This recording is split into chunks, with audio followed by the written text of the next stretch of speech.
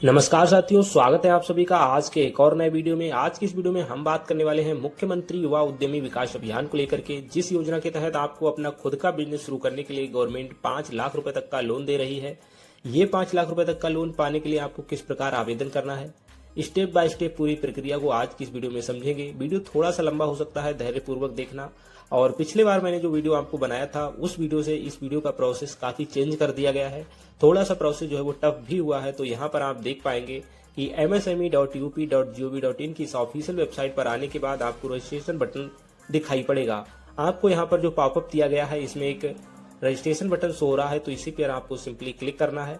Click करते ही आप इसके लॉगिन पेज और पंजीकरण पेज पर पहुंच जाएंगे। यहाँ पर आपको सबसे ऊपर में एक बटन दिखेगा नवीन उपयोगकर्ता पंजीकरण का, जहाँ पर आपको नया आवेदन करने के लिए क्लिक करना रहेगा। और यहाँ पर क्लिक करते ही आप पहुंच जाएंगे इस पॉपअप में, जहाँ पर आपको योजना का चयन करना है। तो योजना का चयन हम करेंगे मुख्यमंत्री युवा उद्यमी विकास अभियान, और उसके बाद सीधा आपको अपना आधार नंबर एंटर करने को बोला जाएगा। तो यहाँ पर आपको अपना आधार नंबर एंटर करने के बाद सिंपली जो आपको आगे वैलिडेट बटन दिख रहा है इसी पर क्लिक कर देना है। वैलिडेट बटन पर क्लिक करते ही आपके आधार रजिस्टर्ड मोबाइल नंबर पर एक ओटीपी कोड भेजा जाएगा। उस ओटीपी कोड को यहाँ पर दर्ज करेंगे और सिंपली वेरीफाई बटन पर क्लिक करेंगे। वेरीफाई करते ही आपके आधार डिटेल फैच होकर के जिसमें आपका नाम, डीओबी और फादर्स नेम यहाँ पर आ जाएगा। उसके बाद आपको अपना मोबाइल नंबर एंटर करना रहेगा। उसके बाद आपको सिंपली अपना ईमेल आईडी दे देना है। मैंडेटरी नहीं है, लेकिन आप चाहें तो दे सकते हैं। उसके बाद आपको अपने बिजनेस का सेक्टर का चुनाव करना है। आप कौन से सेक्टर में कौन सा बिजनेस करना चाहते हैं वो यहाँ पर आप अपने सेक्टर का चुनाव करेंगे। जैसा कि देख रहे हो हम यहाँ पर सिलेक्ट कर ले रहे हैं वुड एंड वुड प्रोडक्ट। उसके बाद आपको अपनी इंडस्ट्री यानी कि उद्योग का सिलेक्शन करना है कि वुड एंड वुड प्रोडक्ट में आप कौन सा यहाँ पर उद्योग करने वाले हैं। तो यहाँ से सिलेक्ट करने के बाद आपको अपने डिस्ट्रिक्ट का चयन करना है। डिस्ट्रिक्ट चयन करने के बाद दिया गया कैप्चा बॉक्स में एंटर करेंगे, और कैप्चा एंटर करने के बाद सिंपली सबमिट बटन पर क्लिक कर देंगे। सबमिट करते ही आपके इस मोबाइल नंबर पर यूजर नेम और पासवर्ड को भेज दिया जाएगा। तो अभी मैं ऑलरेडी कर चुका हूं, मैं यहां से बंद करें बटन पर क्लिक कर देता हूं।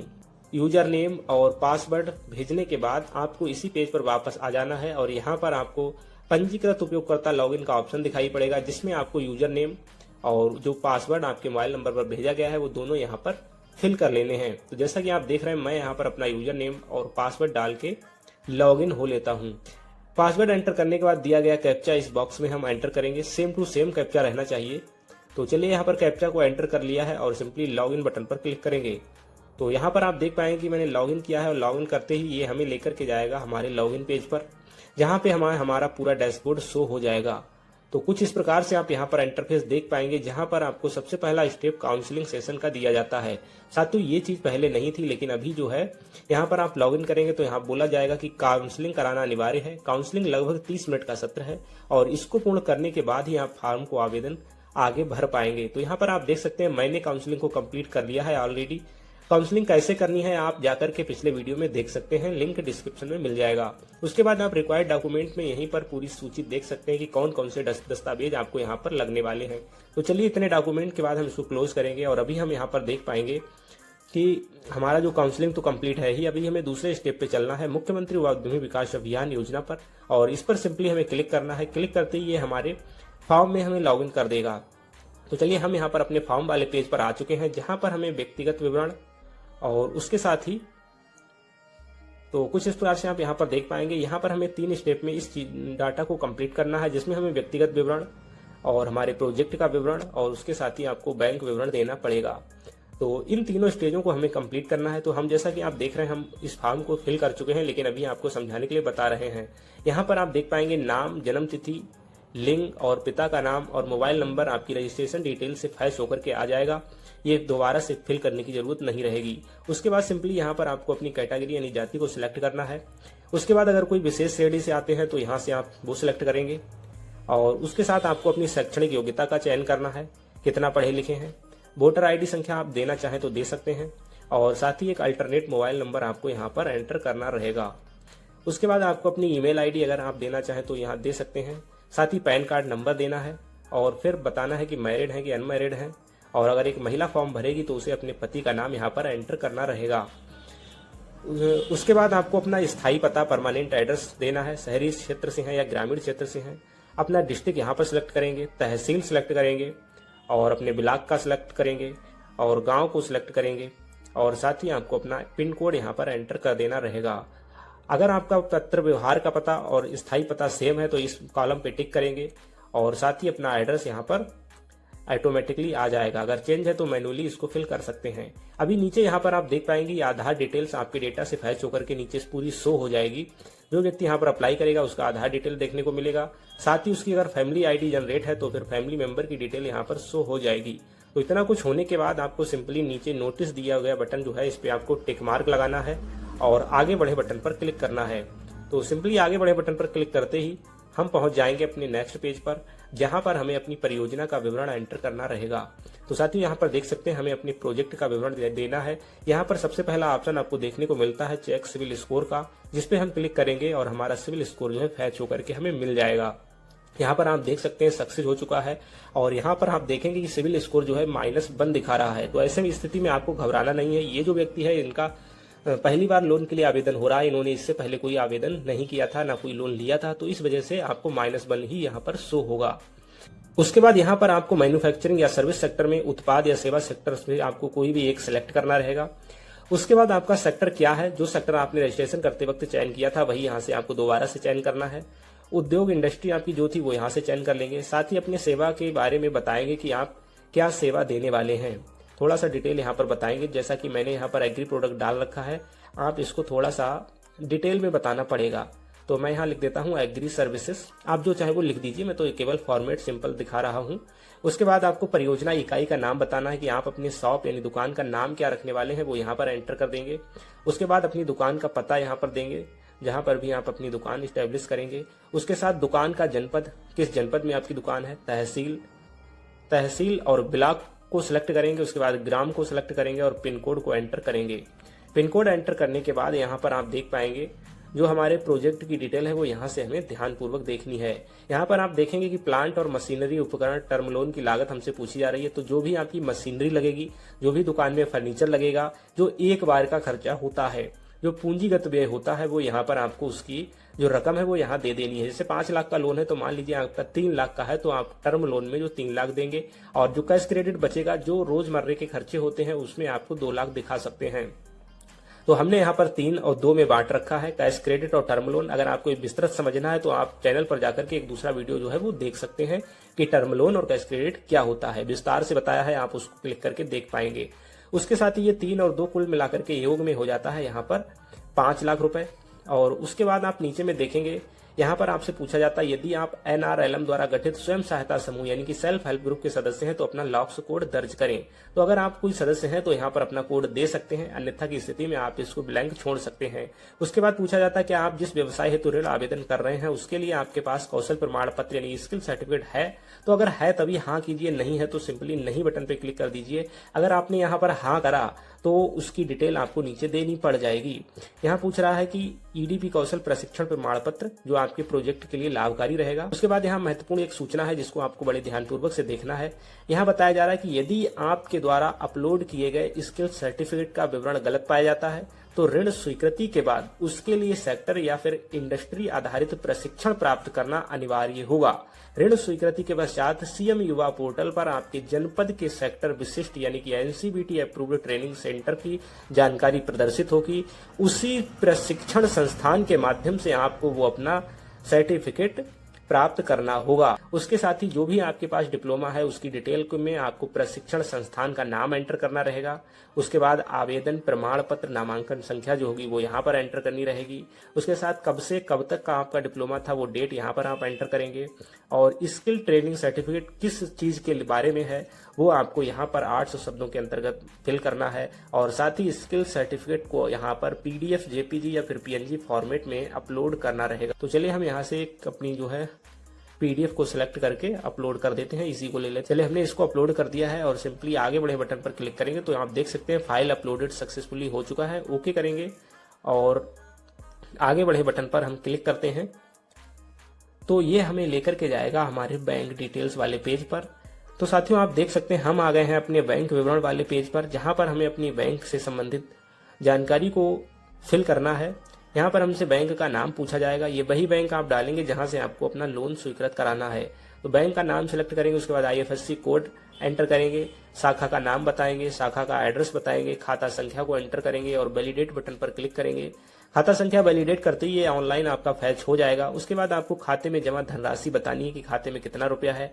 जो भी आपकी मार्जिन मनी रहेगी उतना रुपया आपके खाते में होना चाहिए। उसके बाद नोटिस बटन पर क्लिक करेंगे और सबमिट बटन पर क्लिक कर देंगे। तो सबमिट करते ही हम पहुंच जाएंगे अपने भाग 2 प्रोजेक्ट प्रस्ताव के लिए। तो सिंपली हमें इसी पर क्लिक कर लेना है, भाग 2 प्रोजेक्ट प्रस्ताव का। यहाँ पर क्लिक करते हैं आप देख पाएंगे हम पहुंच जाते हैं अपने पूंजीगत व्यय विवरण में, जहां पर हमें अपने मशीनों का विवरण देना है। जहां सिंपली आपको लाभार्थी की डिटेल ऊपर शो हो जाएगी जो अभी आपने फैच करी थी। उसके बाद पूंजीगत व्यय विवरण यहाँ पर आपको बताना है कि आपके बिजनेस में कौन कौन सी मशीनें लगने वाली हैं। Plant, machinery, equipment, term loan के कंपोनेंट्स। तो प्लांट एंड मशीनरी उपकरण टर्म लोन जो घटक है यहाँ पर उसका नाम बताना है और साथ ही उसकी अनुमानित जो कीमत, अनुमानित क्या, जो आपकी वास्तविक कीमत रहेगी वो यहाँ पर एंटर करनी है। साथियों आपको ध्यान रहे कि आपको प्रोजेक्ट रिपोर्ट और कोटेशन पहले से ही बना लेना है और उसमें जो डाटा रहेगा सेम टू सेम यहाँ पर आपको फिल करना है। जैसा कि आप यहाँ पर देख सकते हैं, मैंने यहाँ पर 2 मशीनें एंटर करी है, जिसमें फूड प्रोसेसिंग मशीन है जो 2 लाख रुपए की है और साथ ही फूड सर्विंग मशीन है जो 1 लाख रुपए की है। तो जैसा कि मैंने आपको बताया था कि मैंने जो टर्म लोन है वो 3 लाख फिल किया था और इस प्रकार से हमारी दोनों मशीनें 3 लाख रुपए की हो जाती हैं। तो यहाँ पर आप देखेंगे कुल स्थायी पूंजी विनियोजन यानी कि जो टर्म लोन की लागत है वो हमारी 3 लाख रुपए के अंतर्गत है। और उसके साथ ही आप अगले कॉलम पे देखेंगे कार्यशील पूंजी चक्र जो कैश क्रेडिट होता है वो यहाँ पर 2 लाख का दिखाया है हमने और ये कुल मिलाकर के हमारा बनता है 5 लाख। जो आप परियोजना लागत में रकम देख रहे हैं ये 5 लाख रुपए है।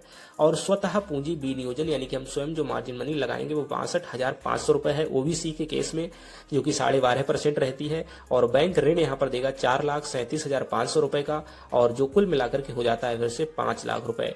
उसके बाद आपको लास्ट में बताना है रोजगार की संख्या कि आप अपने यूनिट पर कितने लोगों को रोजगार देने वाले हैं। हम यहाँ पर 2 भर देंगे, 4 भर देंगे, जो भी आप देना चाहें वो, और सिंपली आगे बढ़े बटन पर क्लिक करेंगे। जैसे ही आप क्लिक करेंगे तो यहाँ पर आपसे पूछा जाता है अभ्यर्थी और परियोजना के संबंध में कुछ अतिरिक्त जानकारी, जिनका जवाब आपको यस नो में सेलेक्ट करके देना है। तो इसमें कुछ नहीं है, आप सिंपली इन जवाबों को दे सकते हैं क्लिक करते हुए। ध्यान से थोड़ा पढ़ लीजिएगा और इसको दे दीजिएगा। अगर आप पिछला वीडियो नहीं देखें तो उसको देख लेना, उसमें मैंने विस्तार से बताया हुआ है। इसमें नहीं बताऊंगा क्योंकि वीडियो बहुत लंबा हो जाएगा। उसके बाद लास्ट में आपको प्रोजेक्ट डिटेल का ऑप्शन मिलता है, जिसमें आपको अपने प्रोजेक्ट के बारे में डिटेल में थोड़ा सा बताना है। और उसके बाद घोषणा बटन पे आपको टिक कर लेना है और टिक करके ही सबमिट बटन पर क्लिक करेंगे। तो साथियों जैसे ही सबमिट बटन पे आप क्लिक करेंगे और क्लिक करते ही ये हमें लेकर के जाएगा हमारे दस्तावेज अपलोड करने के लिए। तो जैसा कि आप देख सकते हैं हमारे पास दस्तावेज अपलोड करने के लिए बोला जा रहा है। यहाँ पर हमारे लिए 13 प्रकार के दस्तावेज अपलोड करने हैं। बहुत सारे लोग कहेंगे कौन कौन से दस्तावेज लगते हैं, यहीं पर एक सूची में आप देख लीजिए, शुरू में भी हम बता चुके हैं। तो आपको ये 13 दस्तावेज यहाँ पर अपलोड करने हैं और अपलोड करने के लिए यहाँ पर नीचे कोई बटन नहीं है, ऊपर ही आपको दिया है दस्तावेज अपलोड करने के लिए। यहाँ क्लिक करें तो इसी पे आपको सिंपली क्लिक कर देना है और क्लिक करते ही आप अपने जहाँ पर दस्तावेज अपलोड करने हैं उस पेज पर पहुंच जाएंगे। यहाँ पर आपको सारे दस्तावेज यहाँ पर अपलोड कर लेने हैं। मैं ऑलरेडी यहाँ पर अपलोड करके रखा हूँ। दस्तावेज अपलोड कर सकते हो आप कुछ इस प्रकार से, और 13 प्रकार के दस्तावेजों को अपलोड करने के बाद आपको सिंपली फाइनल सबमिशन का बटन मिल जाएगा देखने को। तो फाइनल सबमिशन पर आपको क्लिक करना है और क्लिक करते ही आपको एक ड्राफ्ट कॉपी देखने को मिलेगी। तो साथियों यहाँ पर आप देख पाएंगे कि ड्राफ्ट कॉपी हमारी तैयार हो चुकी है और इस ड्राफ्ट कॉपी में आपको ध्यानपूर्वक चेक कर लेना है। अगर कोई मिस है तो आप इसको भी बैक जा सकते हैं, और अगर सब कुछ सही लग रहा है तो यहाँ पर आपको प्रिंट ले लेना है और सिंपली आपको फाइनल सबमिशन है इस पे आपको क्लिक कर देना है। अभी आप इसमें संशोधन कर सकते हैं, लेकिन एक बार फाइनल सबमिशन पे आपने क्लिक कर दिया तो फिर आपका फॉर्म लॉक हो जाएगा और फिर कोई भी संशोधन नहीं कर पाएंगे। तो यहाँ पर आपको कंफर्म करने को बोलेगा। यहाँ पर कह रहा है कि इसके बाद आप संभव कोई भी प्रयास नहीं कर पाएंगे संशोधन के लिए, तो हमें फाइनल सबमिशन कर देना है क्योंकि हमें कुछ इसमें और संशोधन नहीं करना है। तो फाइनल सबमिशन पर हमने क्लिक कर चुके हैं और यहाँ पर आप देख पाएंगे कि हमारा जो प्रिंट है वो फाइनल लॉक होकर के आ चुका है। हमें यहाँ पर एक मैसेज मिल चुका है सक्सेसफुली का, और यहाँ पर हमारी जो प्रिंट है वो फाइनली सबमिट हो चुकी है।